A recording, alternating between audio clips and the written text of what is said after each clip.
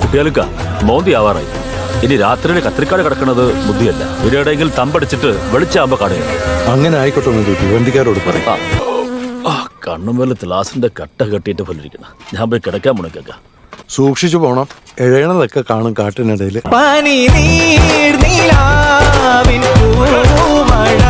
ഇപ്പൊ എങ്ങനെ ഇരിക്കണം?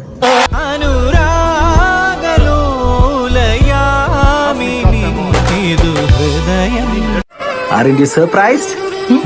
I know you are surprised. മാമനോടും തോന്നല്ലേ? ഹെൻറി സാഹിബിന്റെ കയ്യിൽ നിന്ന് ഒരു അനുമതി പത്രം വാങ്ങിത്തരാമെന്ന് പറഞ്ഞിരുന്നു. കൈമളകത്തുണ്ടാവും. വരൂ. നീ ഇവിടെ നിൽക്ക്. ഇതൊക്കെ ഒന്ന് കഴിഞ്ഞിട്ട് സാഹിബിനോട് ഞാൻ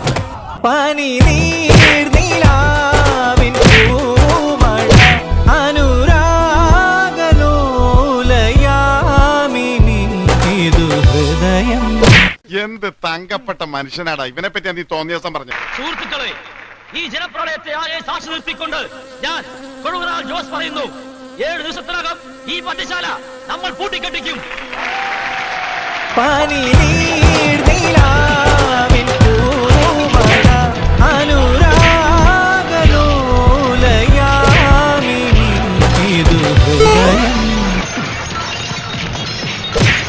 ഒരു നല്ല ജീവിതം നയിക്കാൻ നീ എന്നെ സഹായിക്കില്ലേ? എന്നെ രക്ഷിക്കില്ലേ?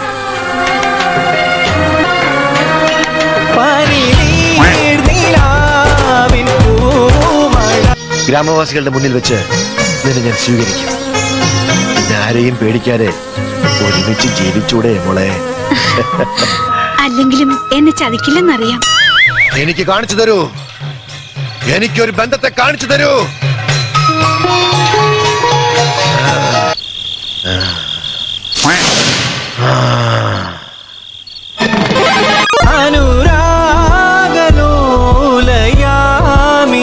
ഭഗവാനെ ഈശ്വര, നല്ലത് ചെയ്താൽ നല്ലത് കിട്ടണേ.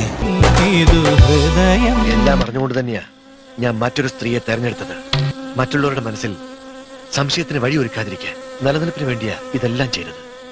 അത് നീ മറ്റൊരർത്ഥത്തിൽ കണ്ടു അല്ലേ? നിന്നെ ഞാൻ ചതിക്കില്ല.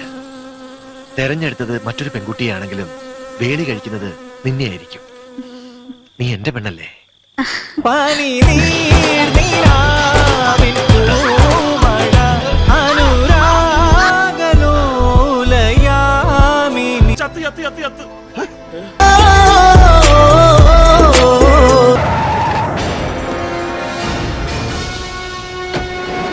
ഇവരെ പോലെ ഇത്ര സ്വാധീനമുള്ള 2 മന്ത്രിമാരെ വരെ കടത്തിവെട്ടി കളിക്കാനുള്ള കഴിവും പിടിപാടും പണവും ഇന്ന് രാമനാഥനുണ്ട്. ഇല്ല സാർ, ഇതിനൊരു അന്ത്യമില്ലേ? പക്ഷേ അതുകൊണ്ടൊന്നും അവൻ ജയിക്കില്ല. ഇത്തവണ അവന്റെ അന്ത്യം കണ്ടേ ഇബ്രാഹിം തിരിച്ചു പോകും.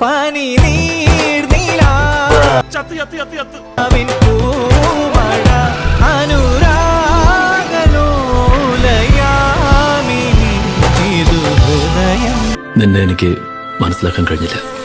നിന്നെ ഞാൻ വല്ലാതെ തെറ്റിദ്ധരിച്ചു, വേദനിപ്പിച്ചു. സോറി. ഇനി അങ്ങനെയൊന്നും ഉണ്ടാവില്ല.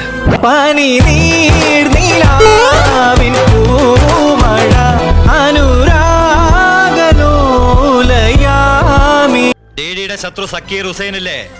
U just forget him. ഞാൻ ഏറ്റു.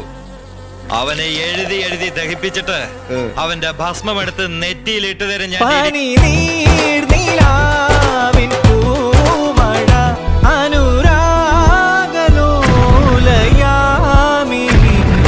അവന്റെ ഭസ്മം എടുത്ത് നെറ്റിയിലിട്ട്. റിസർവേഷൻ ചാർട്ടിൽ ഉദയഭാനുവിന്റെ പേരിൽ. ചാർട്ടിൽ ഉദയഭാനുവിന്റെ പേരില്ലെങ്കിൽ അയാൾ സീറ്റ് ബുക്ക് ചെയ്തിട്ടില്ല.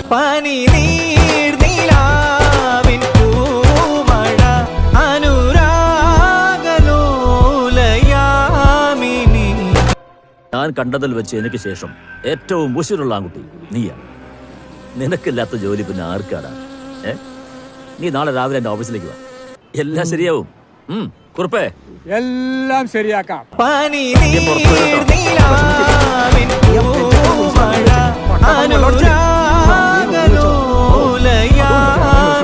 മോനെ, നീ വിഷമിക്കണ്ട.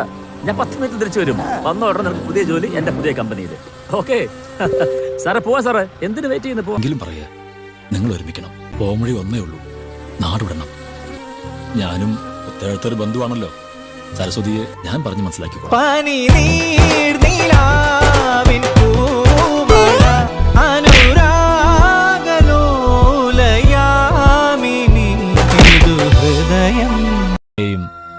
ഞാൻ ഷാർജയിലേക്ക് കൂട്ടിക്കൊണ്ടു പോകാൻ പോവാ. അതിന് അനുവാദം ചോദിക്കാനാണ് ഞാനിപ്പോ വന്നത്. കൊണ്ടുവയ്ക്കോളൂ. റസിയമ്മയുടെ നിക്കാഹ് നീ നടത്തി കൊടുക്കണം. എല്ലാത്തിനും ഇനി നീ ഉണ്ടാവണം. ഉണ്ടാവുക. ഇനി എല്ലാറ്റിനും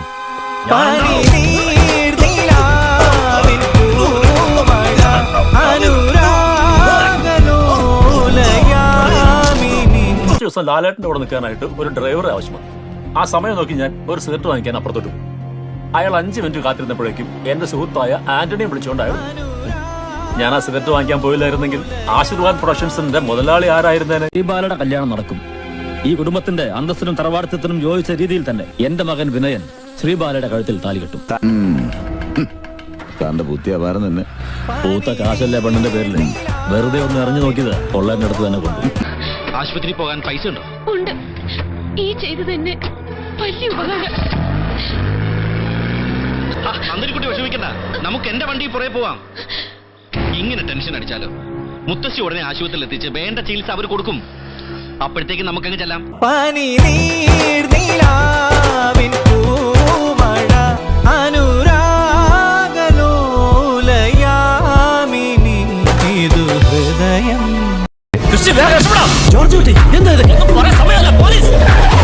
സ്വയരക്ഷയ്ക്ക് വേണ്ടിയല്ലേ പോലീസിനോട്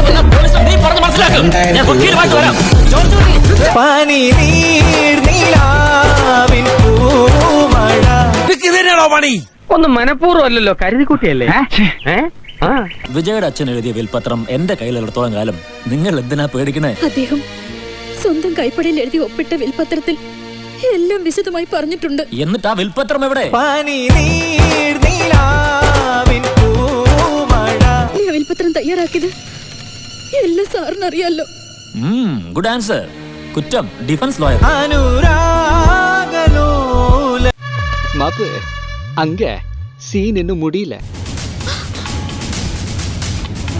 മേനോൻ സാറിന് ചതിച്ച് ജയിലിലാക്കിയതിനോട് ലക്ഷ്മിക്ക് തീർത്താ തീരാത്ത വൈരാഗ്യം ഉണ്ടെന്ന് ഞങ്ങൾക്കറിയാം. പക്ഷെ അതൊരു കൊലപാതകത്തിൽ ചെന്ന് അവസാനിക്കുമെന്ന് ഞങ്ങൾ കരുതിയില്ല.